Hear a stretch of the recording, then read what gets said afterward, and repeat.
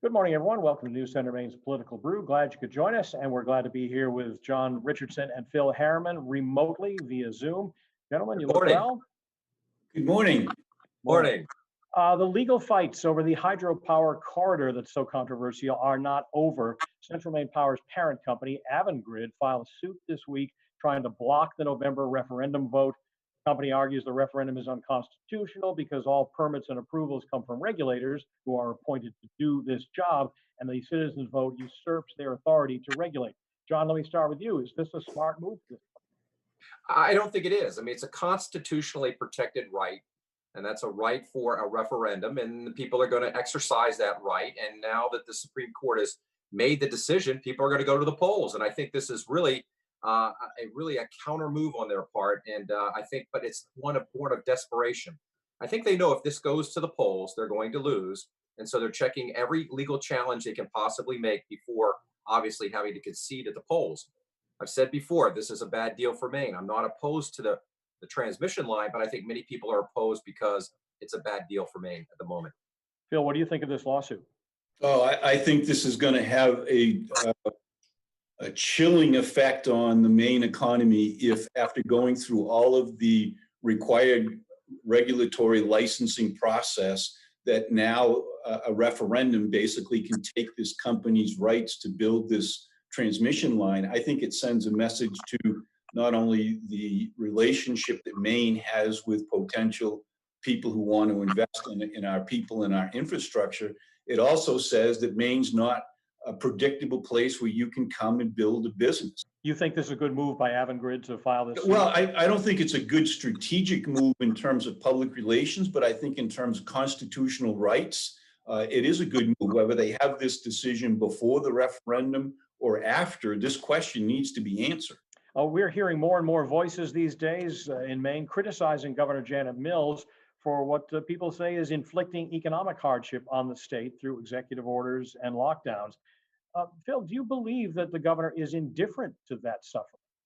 No, I don't. The governor is here to represent the people, and the people want jobs and incomes and self-sufficiency. No, I don't think she's indifferent. I do think this could have been expedited several weeks ago as the statistics of who was getting diagnosed and the number of people who were critically impacted by it became clearer. I think she could have been more customized in where to open up the economy and could have done it sooner, but I don't think she's indifferent. John, you've been involved in economic development for the state in the past. How should we be reopening? Well, I think that you go back to what Phil just said. I mean, this is a governor from Western Maine. She understands how important jobs are in Western Maine and how difficult it is to open an economy. I think that if I were opening the economy here today, I would follow what the governor has done so far, and that is with 12 of 16 states or counties, excuse me, I would open up on Monday. I think the real question is what we do July 1st, August 1st, September 1st. I think we need to get rid of the 14-day quarantine. I think that needs to go. I think the businesses are doing a great job in coming up with ways to police themselves, and I think we should start opening up maybe 50%, 75% starting July and then August, getting back to a new normal that would happen by the fall.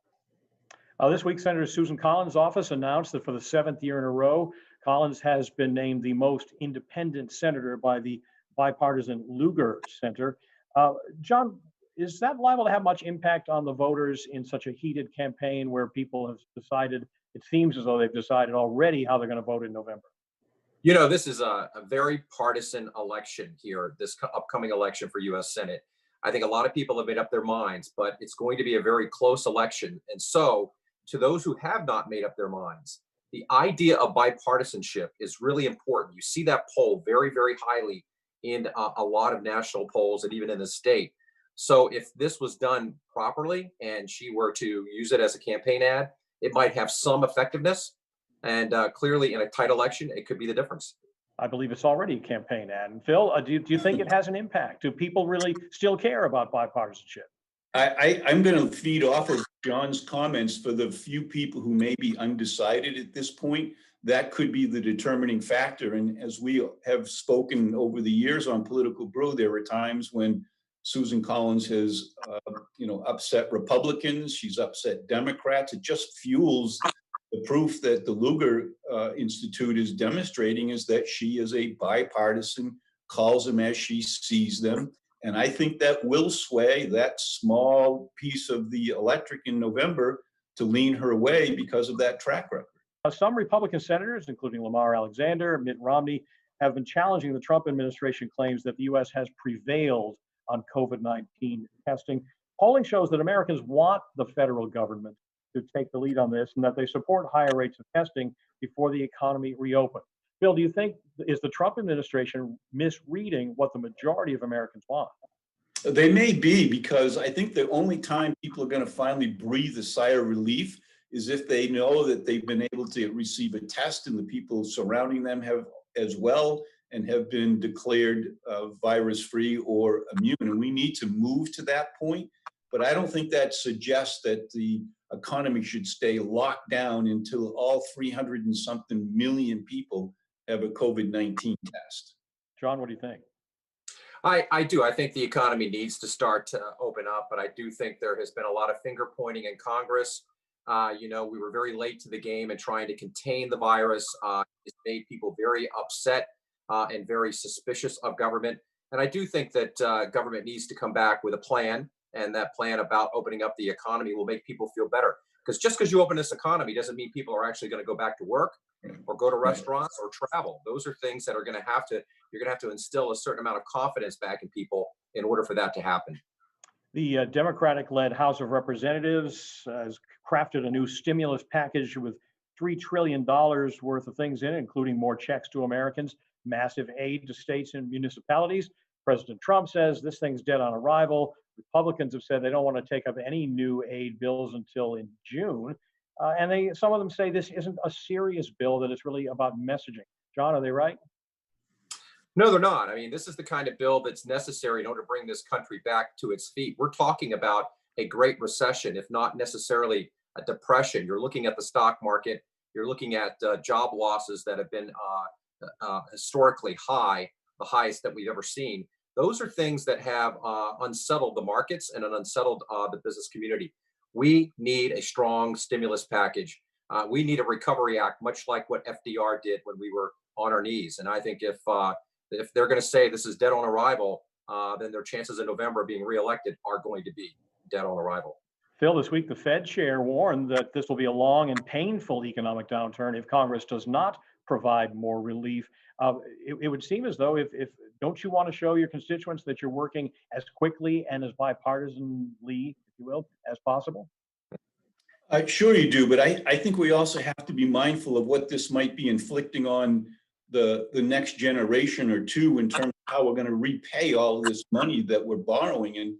And the Secretary of the Treasurer said earlier this week, Pat, that the money that's already been appropriated by the Congress has not yet been fully deployed. And I think that's a reasonable response to say, let's get the money that's already been appropriated into the economy and see what happens. And I suspect many people watching the political brew this morning, Pat, will not be too keen on the idea that we're going to pump out millions and millions of more debt, trillions of debt at the federal level to go bail out various cities around the country who have mismanaged their budgets. Why should Mainers pay for the mismanagement of cities around the country that they've had no influence on affecting? Now, this past week, former President Obama was caught during a call with 3,000 ex-members of his administration, slamming President Trump's response to the pandemic, calling it a chaotic disaster. I suspect he may well have expected his words to reach the general public, and it's no surprise that he might feel this way. But generally, Phil, ex-presidents refrain from publicly criticizing the person who's in the office now. Was this a gaffe by President Obama, or just something it's part of the new way of doing things? I would describe it more as a weather balloon than a gaffe. Of course, he knew, talking to his former staff supporters, that this wouldn't end up on the tips of our tongues. I'm sure President Obama, if given the opportunity, would have a lot more to say than he has on this. I think he's done a relatively good job of staying under the radar screen. And we also know that in the past week, there's been revelations that the Obama administration may have been more involved in the unmasking of General Flynn. So there may be more conversations about this than we've been able to hear so far. John, what do you think? I think President Obama, unlike some Republicans, is willing to take on the president. The president started with Obamagate, started with talking about taking the former president, before a committee of jurisdiction in the Senate, which is unprecedented.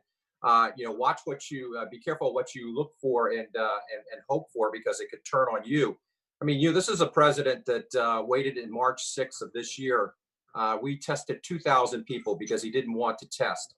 In contrast, South Korea tested something like 140,000. They have 256 deaths in South Korea. We never got ahead of the curve. We have 80,000 deaths. And this is chaotic. It was a dereliction of duty, as King described it.